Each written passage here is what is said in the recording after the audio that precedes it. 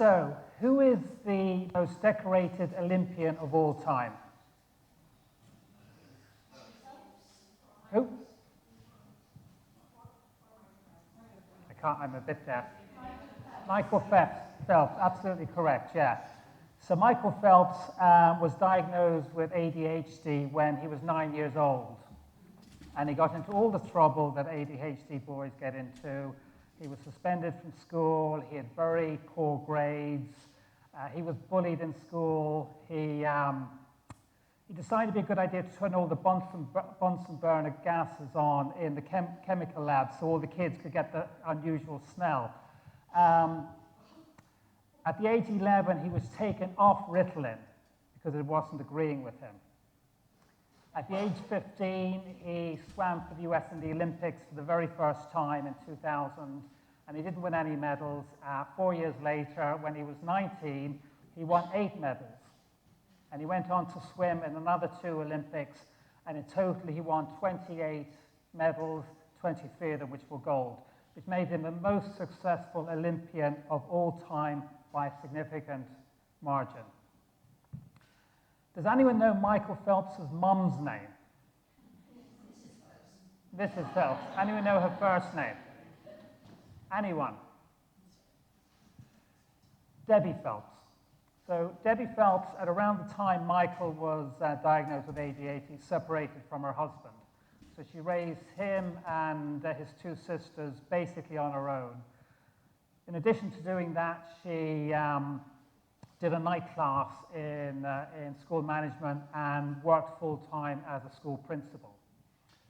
So that was her experience. So what did Debbie say about parenting? So Debbie Phelps said, "Don't burden your child with more pressure, stress, and expectations on top of the ones they are already carrying." So a guy that age, 9 years old, he's got the stress and difficulties of growing up as a 9-year-old and then as a teenager. On top of that, he's got the stress and difficulties of having ADHD. And what Debbie said was, well, let's not add all our stress and difficulties on top of that, because he's got enough to deal with. So that is the general topic of this discussion.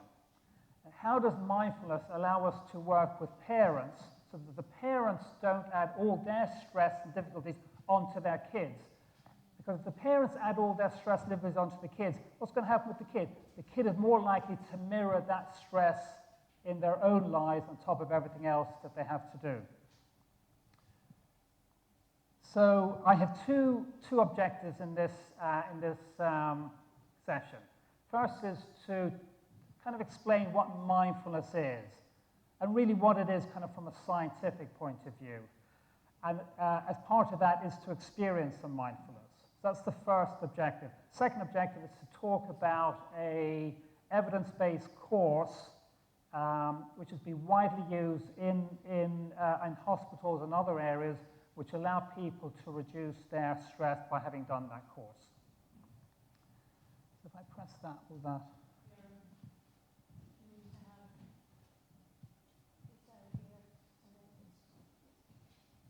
Okay. So, what does mindfulness mean? So we're going to do 5 little mindfulness exercises. Okay. Now you can keep your eyes open while doing them, but actually sometimes it's better to close your eyes. So the first exercise is I'm going to ring these bells, and all I want you to do is to record yourself what it is you notice from the sounds of these bells.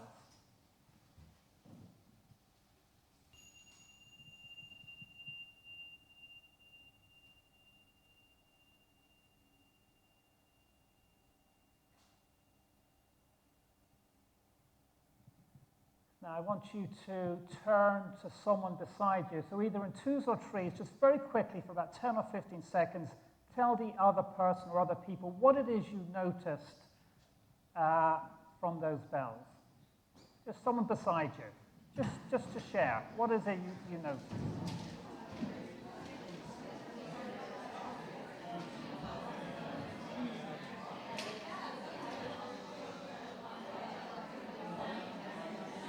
Okay. So I'm ringing the bells to bring you back. Okay.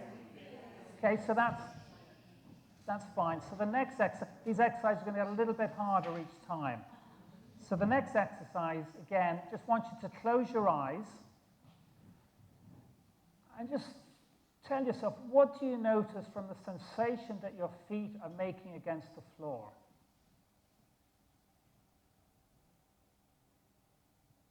And if you're not picking up any particular sensations, maybe you are, just imagine that you're pressing your toes, the end of your toes against the floor. Does that change the sensations?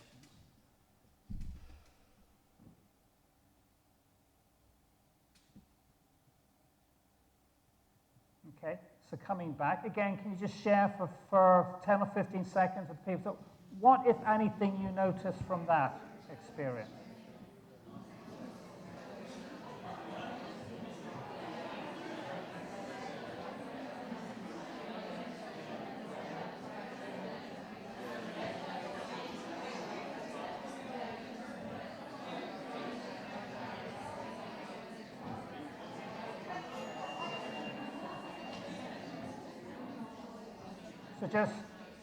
So just coming back, the third one.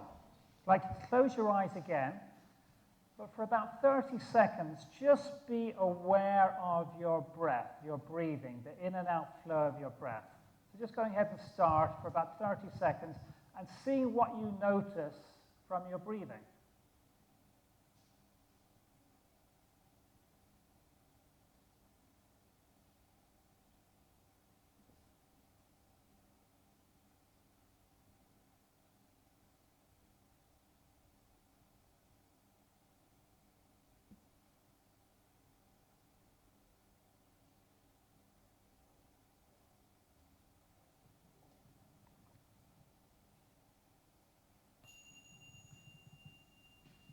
And please, can you share again? Just share what you notice from that exercise, if anything at all.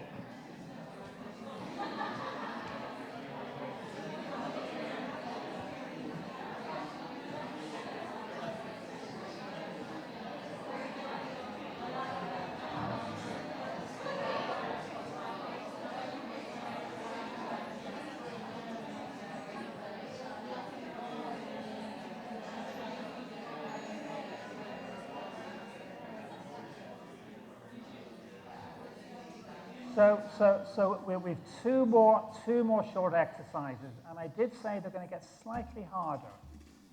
So this time, I'm going to ring the bell at the beginning and the bell at the end. But in between those two bells, I want you to notice what your thoughts are. Okay? So I'll ring the bell at the beginning and at the end. In that time, to notice what are your thoughts.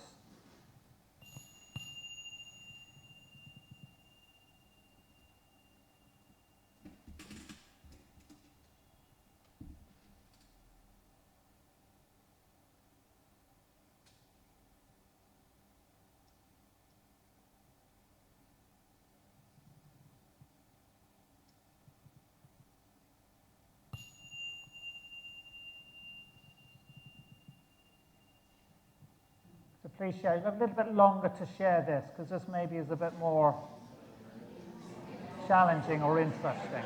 What were your thoughts? Do you want to share with?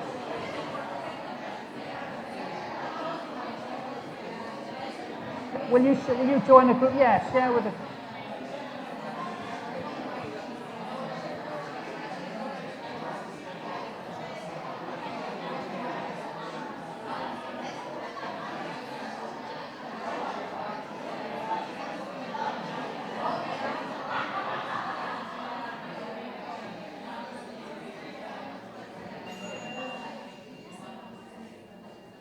And now level 5 noticing.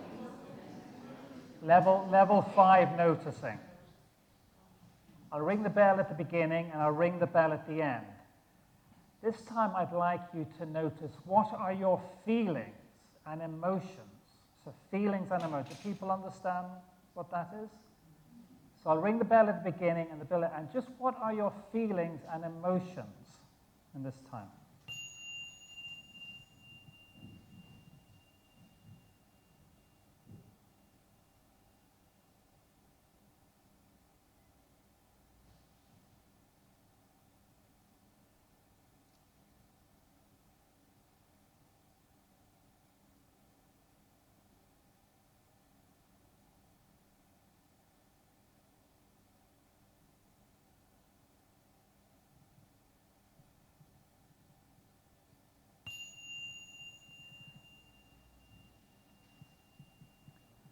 please, can we just share for the last time with this exercise? What do you notice about feelings and emotions?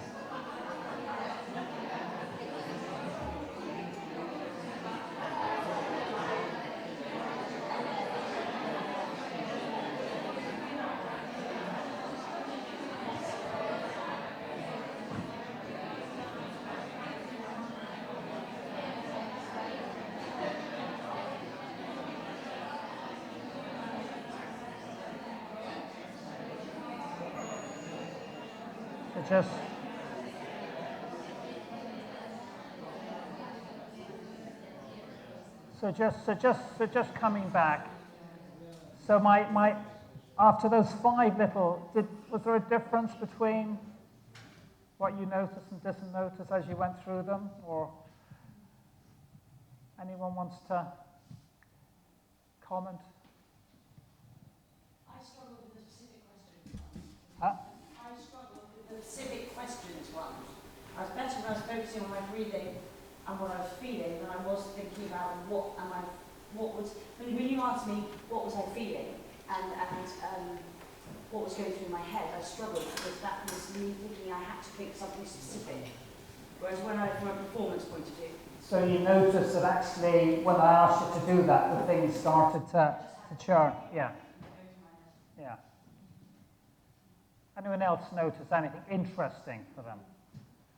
I noticed that once I actually named for myself where I was feeling, I actually felt calm and straight away, so the feeling actually changed. Interesting. Okay. So what is mindfulness? Based on that, what is mindfulness?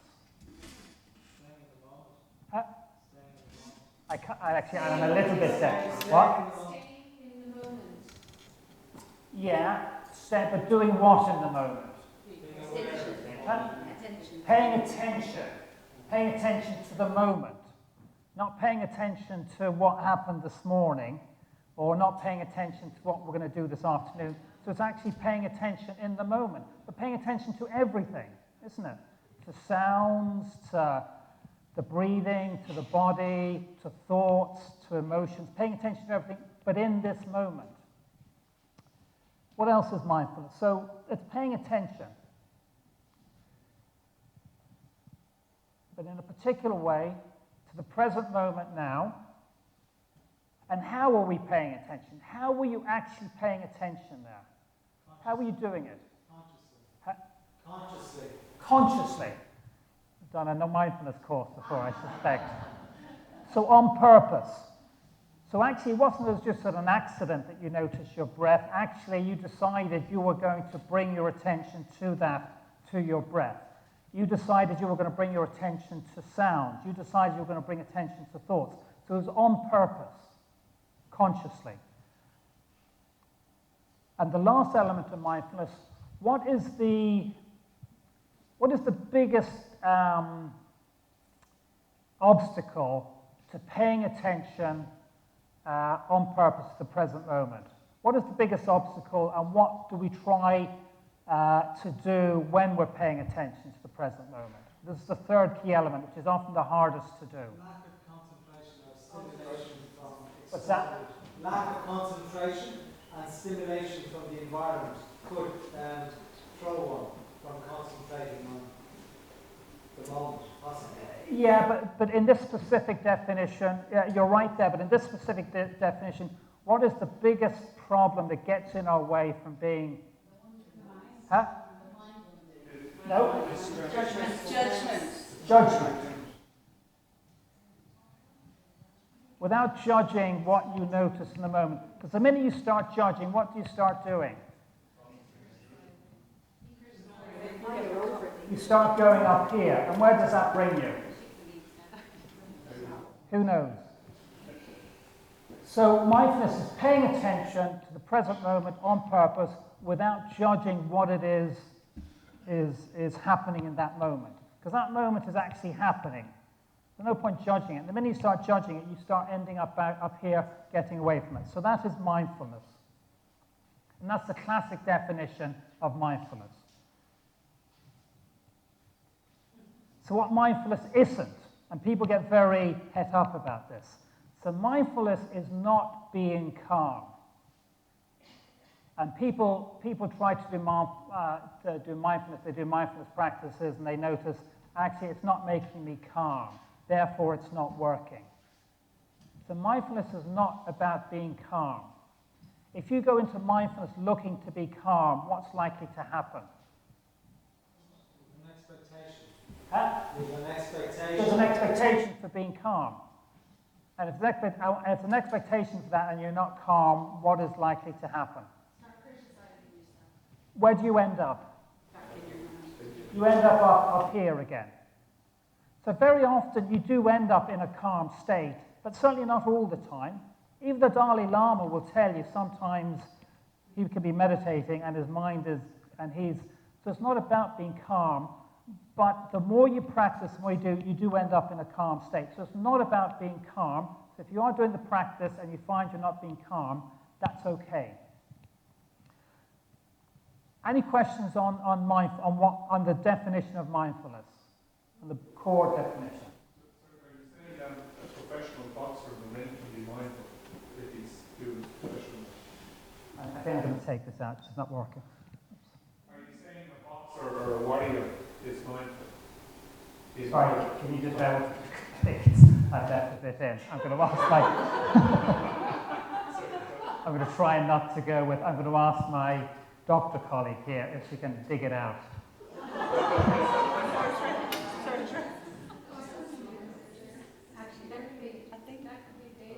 Yeah. We can revise your technique using the video. Probably better offline, There. Okay. Actually, I can hear a lot better without my hearing aids. Sorry. Sorry, what's your question? Are you saying that a professional boxer or a warrior is being mindful even though they're being aggressive, not necessarily calm? Yeah, that they can actually be mindful. They can be in the moment. And I suspect they actually have to be mindful. If you've got someone, swinging at you for 12 rounds, you need to be aware of what's actually happening in that moment, not about what takeaway you're going to order later on. So yeah. But there are certain instances where it's better not to be mindful. And we can talk about those in a little while. So there's two main reasons to be mindful, and actually both of them relate to parenting of kids with ADHD. Two main reasons. In order to help your child understand theirs would be, but that's a consequence. Yeah, so this is a larger context. I'm just going to play act a bit, and forgive my acting skills.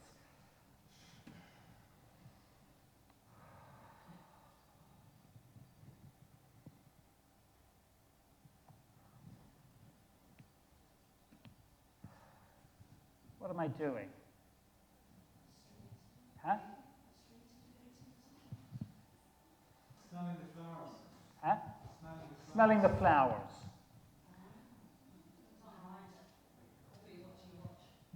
Allows you to notice pleasant things more often in life.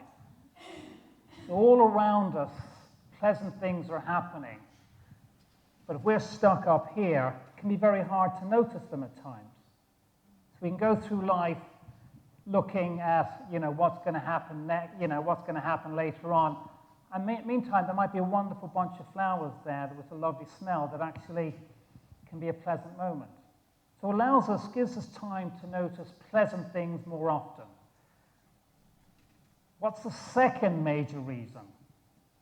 It aids in concentration. It aids your concentration.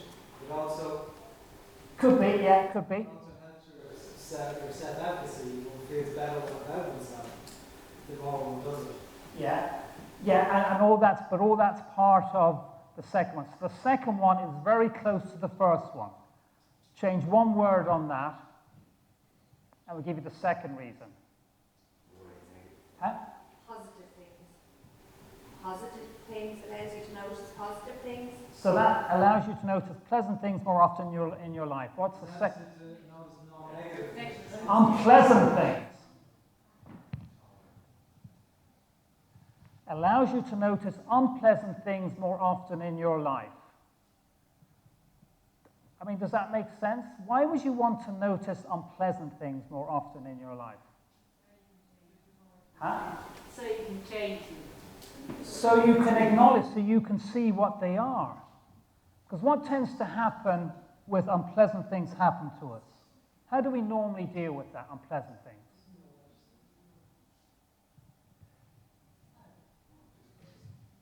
Very often with unpleasant things, you get this fight, flight, freeze, automatic reactions. Because you don't want that unpleasant thing.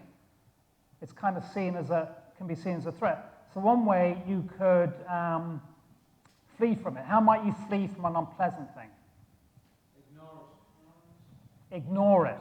Yeah, bury it, ignore it. Does that mean the unpleasant thing goes away? You could criticize it, condemn it, displace it. Yeah, you can, what is this? Displace it, yeah. Not trying to get away from it. How else might you? So that's the flight, that's getting away from it. How do you attack it, an unpleasant thing? Physically or, maybe What brain process might be the impulsive? What other brain process? And the word has been mentioned already today. Huh? Anger, yeah. What? Yeah. What about rumination? What's rumination?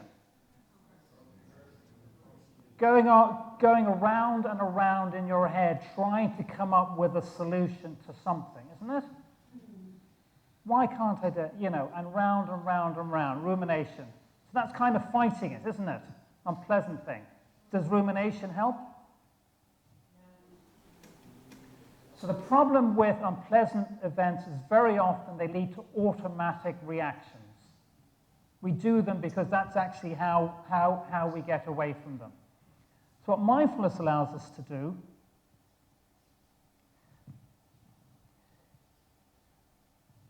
is pause, kind of take a bit of a break. So it's not automatic any longer. Just taking, so pausing, looking at what's actually happening. What's actually happening here? Not what my automatic reactions are to something, what's actually happening. And to do that, you need to kind of just take a bit of time and space to see what's actually happening. So that's what being mindful is. It's taking a bit of time and space to see what's actually happening. Do you want to do a very short mindfulness exercise that we teach in the 8-week course? It's called the breathing space. Has anyone done the breathing space? Can we just do that? Can we just kind of just see what that's like? So the breathing space is four parts. So the first part is, you can do this eyes open, eyes closed, standing, sitting. It's feet on floor. And what you do is you say it in your mind and you go to the sensations that your feet make against the floor. You just do that for, say, feet on floor and go to your feet on the floor.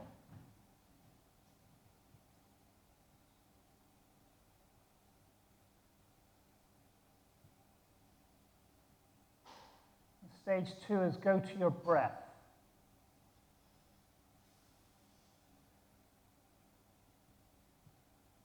Following your breath, going in and out of the body.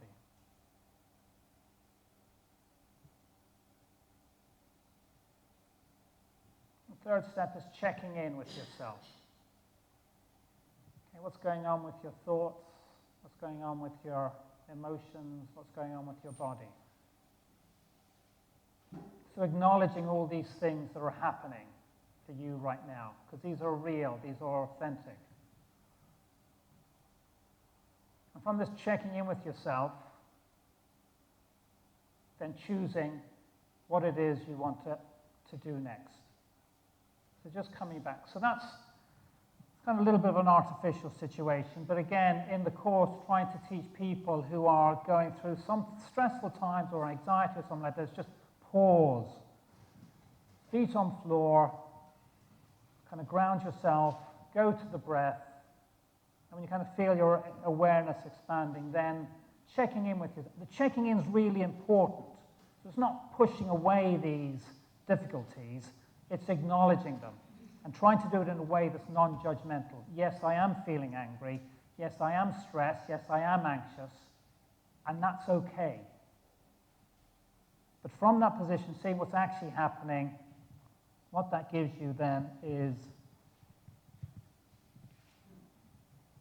what are my choices? Okay, how can I handle the next? How can I respond to that?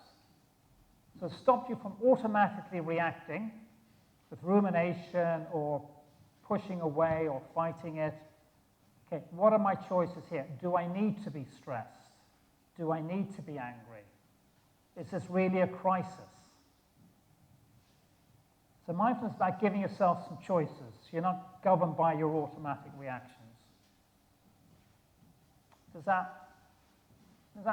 this kind of common sense, or is it? And it is common sense. It really is common sense. But actually, it can be quite hard to do when you're about to strangle someone, you know, or if you're in a car and someone has just nearly crashed into you. Quite hard to do because we're subject to these automatic reactions. But this breathing space of mindfulness allows us to see, well, what's actually happened and what are my choices? It's hugely scary, isn't it?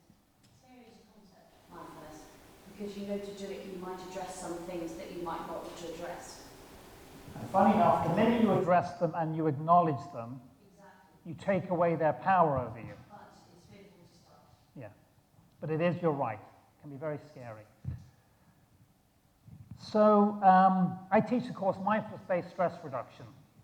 So this is the original, so mindfulness came from the Buddhist tradition 2,500 years ago. The scientist John Kabat-Zinn was working in the Pain Management Center in the University of Massachusetts Medical School, and in 1979, and he also did meditation. And he said, well, how can I use meditation to help people who are going through chronic pain and stress in a hospital setting? So in 1979, he designed the Mindfulness-Based Stress Reduction course. And that's still associated with the University of Massachusetts Medical School. And I think there's about 25,000 people have gone through that particular program in that hospital since it was started. He had two main principles he wanted to bring forward. The first principle was he wanted to take out the religious element of it. He wanted to be a secular course, which it has successfully been, even though it does have Buddhist traditions from a long back. Second thing he wanted to do, he wanted to make it evidence-based. If you're going to do it in a hospital or a medical setting, or if you're going to do it in a school, if you're going to do it in a prison, which has all been done before, you have to have the evidence. John Kabat-Zinn has a PhD in, I think, microbiology from MIT. So he was all about the evidence base. There's lots of evidence on mindfulness research. Anyone here know what Hedges G is? I know it's late Friday afternoon. Hedges G. Yes, but no. Okay, it's a trick question. Who cares? Who cares? But I'll just tell you what it means. So this is kind of the latest review. I think Professor McNicholas talked about the need to have really strong kind of clinical random controlled trials and things. So this is like 96 studies, 72 against control group, nearly 8,000 participants. And with that number of studies and people, it's very hard to get a common thing. Anyway, the Hedges G measures the effect of one course of treatment versus another course of treatment. So in these instances, it's the difference that doing an MBSR course is versus doing no course or an alternative treatment. So just to explain what the 0.54 is, in terms of mental health, what that number actually means is if you have 100 people doing an MBSR course versus no course, 21 of them will do better for mental health in having done an MBSR course versus kind of another form of treatment or no course at all. That's essentially what that means. So that's the biggest effect, lesser effect for quality of life and lesser effect for physical health. So there's lots of evidence out there. It doesn't work everywhere. It doesn't work for everyone. but the evidence is there that it will work. For 21 people, will be better off having done that course than others. So here's the course. And it's been more or less the same since 1979. It's an 8-week course, and each week you cover a different topic. We've covered a number of topics. We've got what is mindfulness. We've kind of done that a bit already. Week 2, living in our heads. There's a bit of CBT involved with that. What happens in the body when we get stressed. Week 3, different ways we react to that stress. Week 4. So the first 4 weeks is really kind of understanding, well, what is mindfulness, and like, how do I navigate life normally? What happens to me when I get stressed? How do I kind of end up in my head all the time? So that's the first 4 weeks. The last 4 weeks is, well, how do I take what I've learned and use it to make my life less stressful, to basically make me happier? And so it's 8 weeks, and between week 6 and week 7, there's a whole practice day. And the practice day is practicing. So it's a very structured course.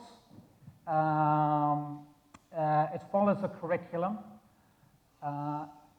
It's not for everyone, and it's not something you can just do. You know, you actually do have to invest in it. I mean, it is 8 weeks. People say, oh yeah, 8 weeks is fine, but 8 weeks is, you know, committing to that, and so it's once a week for 8 weeks. So the course which I've done 2 in connection with Lucina, are this course, but focused around parents who have kids with ADHD. And it's trying to make them more mindful and trying to make them less stressed themselves, and then to bring that, yeah. So once a week in terms of a whole day, or No. So I'm just going to get on. So yeah, so each session is 2 to 2.5 hours, but I would typically do 2 hours. Long for an ADHD parent. What's that? Long for an ADHD parent. It's long for a lot of people in modern life, not only in AD, but you're right. Well, I suppose that's part of your mindfulness principle. You're just trying to get people to stay in the moment more. Yeah. Which is, Well, I will say, I mean, it's that 2 hours is a lot. It is a bit of a commitment. 2 hours flies by when you're teaching it. So within that 2 hours, you'll do 1 or 2 longer practices. And there's different types of practices which I'll talk about. We do some group work, some experiential, and maybe some of you who have come across this before, some CBT work, some sea of emotions, Aikido. So these are all kind of group, kind of experiential exercises which you carry out, and then you kind of share what it is you noticed with the group. There's a little bit of didactic teaching. There's a little bit of me standing up here saying, this is what actually happens in your body when you get stressed. This is how the cortisol gets released. This is what it does. A little bit kind of talking about CBT, and a little bit about the research on mindfulness, and then the other group work. So it's very experiential, it's very group orientated, certainly which I would do. I don't do one-on-ones, but I would do typically a group, somewhere between 15 and 25 people in a group, but it takes 2 hours. So these slides are going to be shared with you, so you don't need to take notes on that. So that's fine, but what I often say to people is, you can get 90% of the benefit by not doing any of these not doing any of these classes. But what you do need to do is one thing, the most important thing, by far, which gets 90% of the way. What is that? Meditation. Mindfulness practice. Yeah, practice. That's it. The practice is it. Why do we do the 8 weeks, do you think?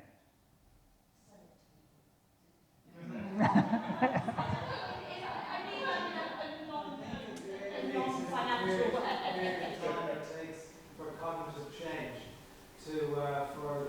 they reckon that's the period of time that it takes to develop certain brain to adapt to this type of training? Yeah. So you have the 8 weeks because it gives people 8 weeks of practice, which allows them to see the change. And so the commitment which I make to people is that, yes, do the 8 weeks course. Doesn't matter if you miss 1 or 2 sessions. Do the 8-week course. If you do that, and if you do the 8 weeks of practice, you will notice a change in how you are with the world, how you react or respond to things, to stress in your life. You will see. If you do the 8-week course and you don't do the practice, you won't see that. It's a kind of a waste of time. So this is all about the practice. Next question is, what are the practices? So the practices, we do them in the class, but then we actually tell people to do them at home. So we do informal practices. Anyone know what the first guy is doing? Simple self-awareness. Brushing his teeth. Yeah. So rather than spending 15, 20 seconds brushing your teeth, why don't you spend 5 minutes brushing your teeth? I mean, you don't need to from a hygienic, but like, what do you notice as you do that? What do you know when you slow things down? What sensations? So you get them to do that. Pleasant events is really important for parents with kids with ADHD. I've had a number of parents who've said, I had no pleasure in my relationship with my kid. But when I did be aware of what could be pleasant, I started to notice that there were lots of pleasant things which actually I was interacting with my kid with.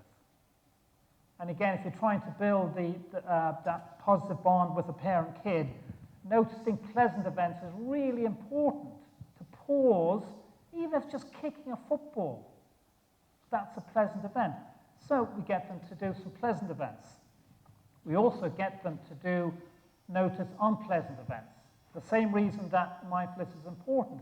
So they're not burying it, that they're not fighting it, that they're acknowledging that yes, there is an unpleasant event, yes, I am angry.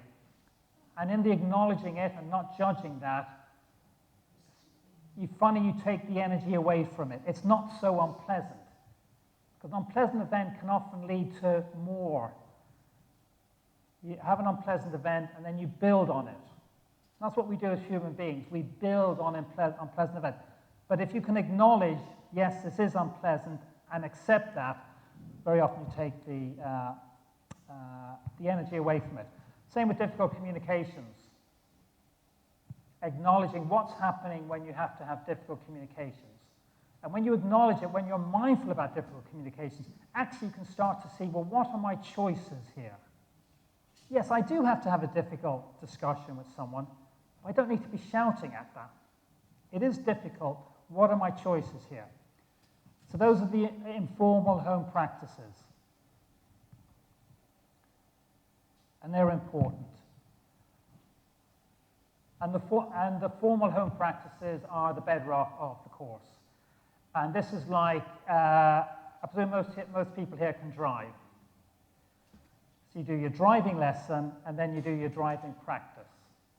So in terms of, sorry, I don't know your name at the back, but David.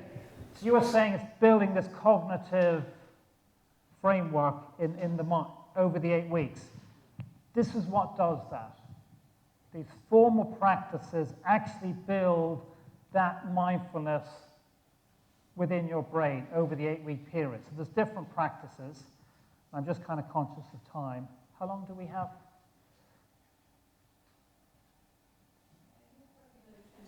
Okay, great. Because actually what I'm going to do, just so you can really experience the course, is we're going to do 15 minutes of one of these practices. And we're going to do the breathing practice for 15 minutes. Are people okay with that? You don't have to do it, but that's what I'm going to do. So. Can I just say, because I know 1 or 2 people have to leave early. Fill in your evaluation before you leave. Just leave it on your chair and we'll pick it up. Not to give anybody an out now, okay? Okay. So I'm going to sit down. bells. I'll ring the bell to begin, and then I'll ring the bell 3 times to end. And I'll guide people through this 15 minutes. Is that okay? And if you need to leave in the 15 minutes, that's perfectly fine as well. I will guide people through the 15 minutes.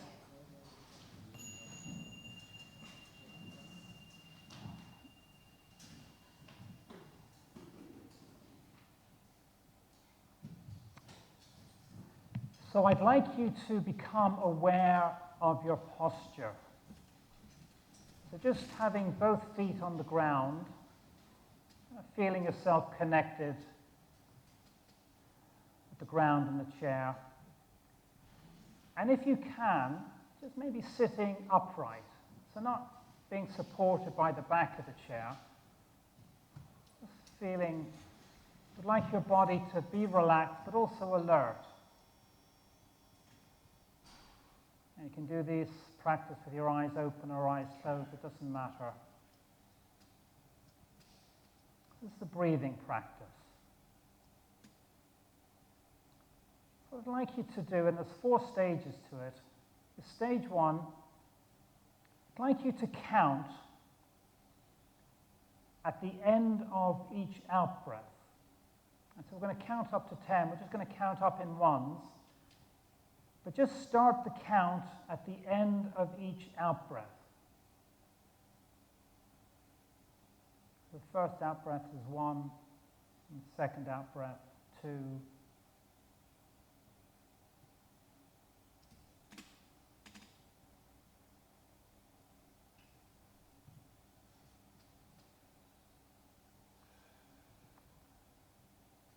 So just waiting until you can actually sense the end of the out-breath and then counting.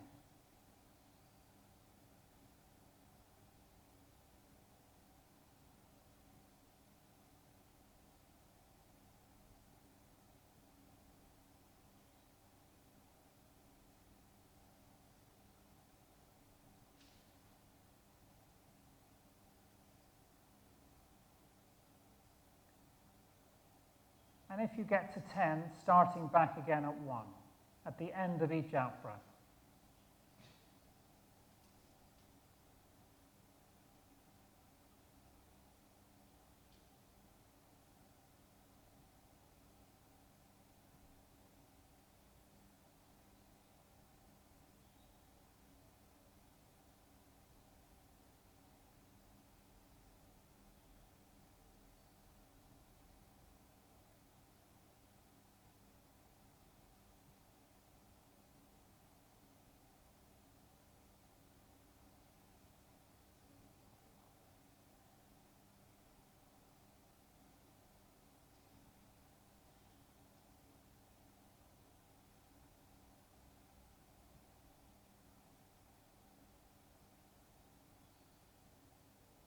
And if you find you've lost track of the count, just starting back again at 1. Again, remembering till you actually reach the end of the out-breath before counting.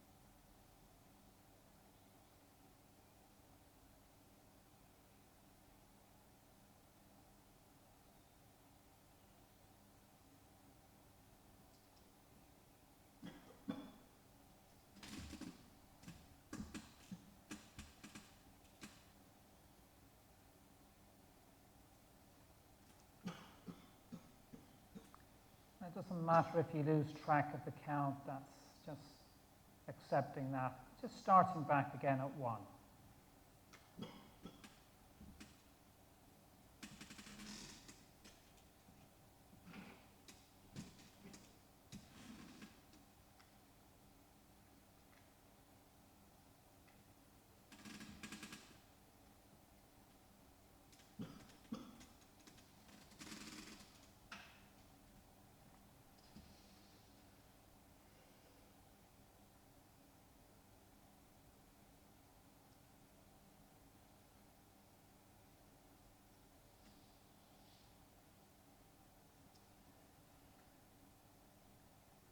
I'd like you to do for the second stage is to change the count, but counting at the beginning of each in-breath. So waiting till just at the moment you're beginning to breathe in and counting at that point.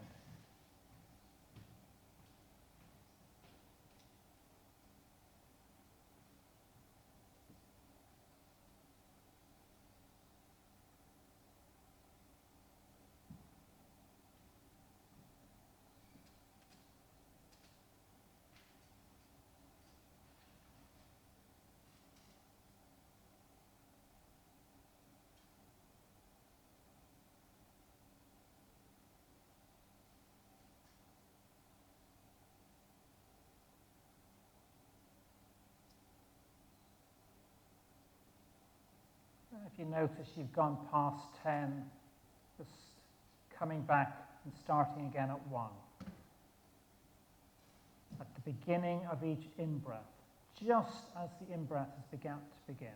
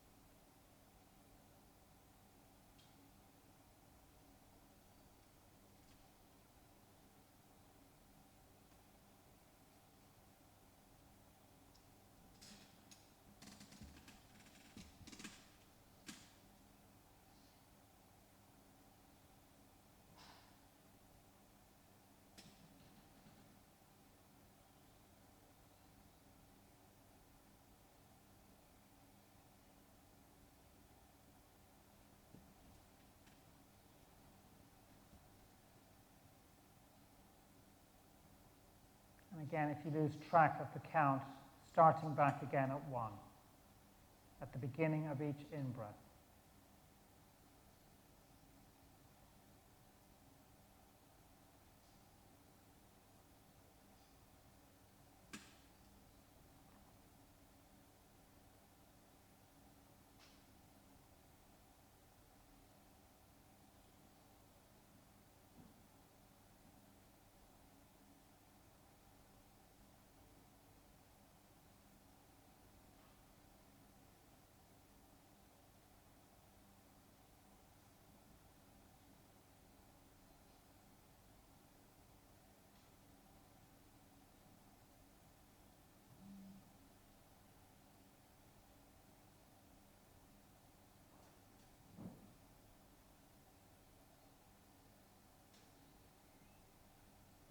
If you happen to see your mind wandering, that's okay. But see if you can bring it back to the breath and the count.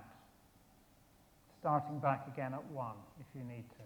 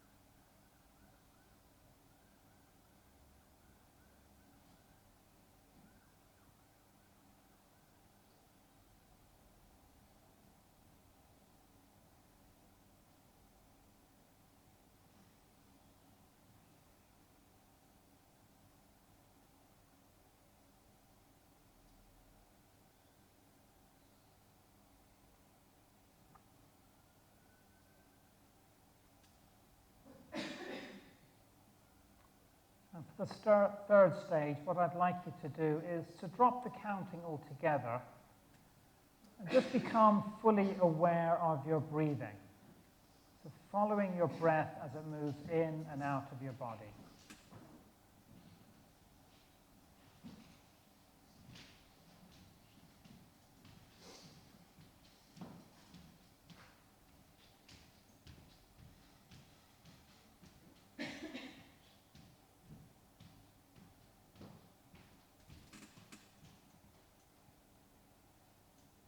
Seeing the small movements in your body that's caused by your breathing.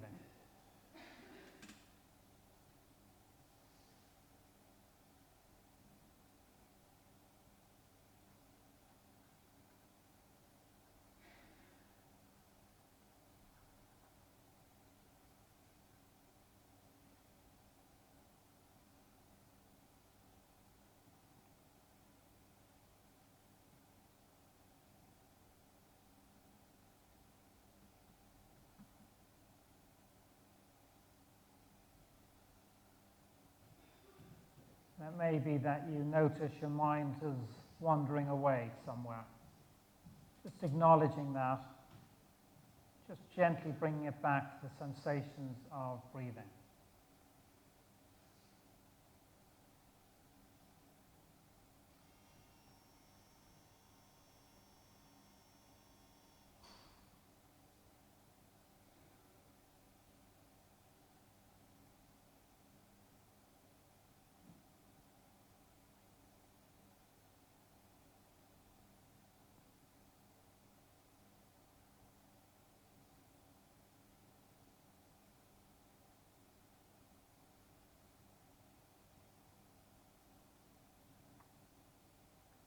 Remembering we don't need to get anywhere, we don't need to do anything, just noticing our breath.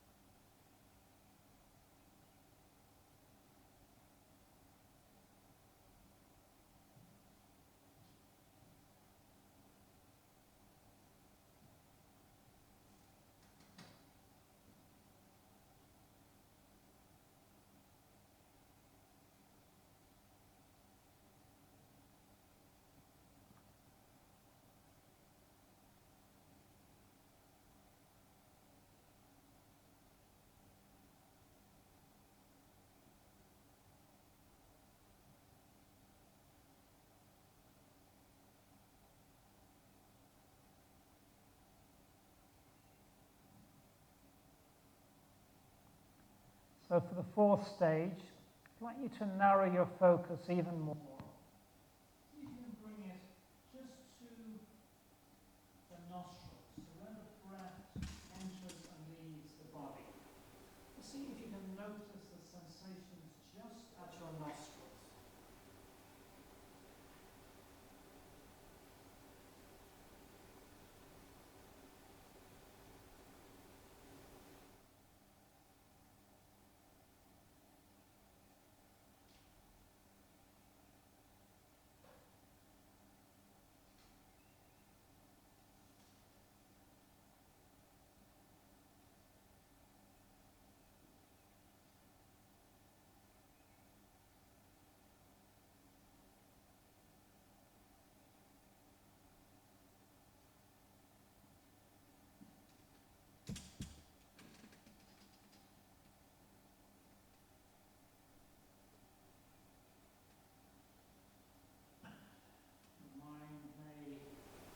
Start to wonder if it hasn't already. Just acknowledging that and seeing if you can bring it back.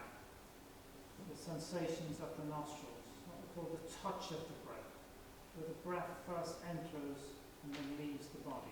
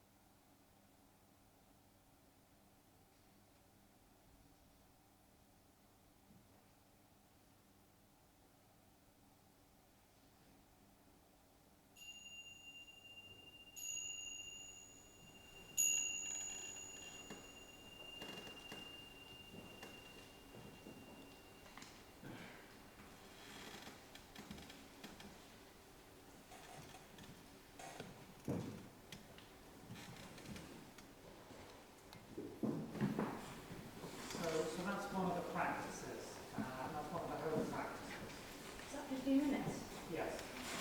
Do you go too slowly? Some people go slower, some people go quick, it just depends. And normally what we do, certainly when we do a big class, we do an inquiry then, so we just share what people notice during that practice. Very often the learning that people get is from that group sharing. So why 8 weeks? So about 2,500 years ago, the Buddha came up with this. It's attributed to the Buddha. The thought manifests as the word. I think we're very close to finishing. You can't read it, that's Yeah. what I mean. The thought manifests as the word. You can't go on video, that's the issue. Just stay there. So I can change the amount of biscuit.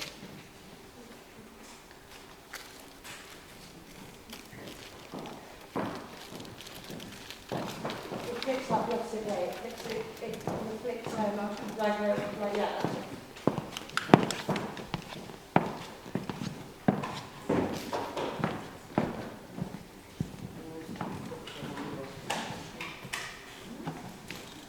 Can you hear me? Might turn on again. Yeah. So we're saying 2,500 years ago, attributed to the Buddha, the thought manifests as the word manifests as the deed develops into habit, and habit hardens into character. Do people get what that means? Basically means you become what you think. If you think certain thoughts, if you think all the time negative thoughts, you will become a negative person. If you think all the time positive thoughts, your character will be more positive. If your thoughts are always fearful, you will become someone who's afraid all the time. So that's what you will become what you think. And then 2,500 years later, the science has finally caught up with what that means. What that means in mindfulness is, when you do the practice, it changes the hardwiring in your brain. So this study, which was done, I think recently 2015, showed that 155 people who did an MRI scan, that the grey matter around the amygdala is less if you have done mindfulness practice than if you haven't. And the amygdala is where we have all our emotional responses come from, and the anger and these automatic responses. What this says, if you do that practice, if you do those practices, you're much less likely to be reactive to these things which happen to us in everyday life, and happen to all of us. So that's the science behind that. If you do the practice, you will eventually be able to pause, see what's actually happening, and then respond in a way that's best for you. So that's why it's the 8 weeks. So that's the end. So are you going to do questions?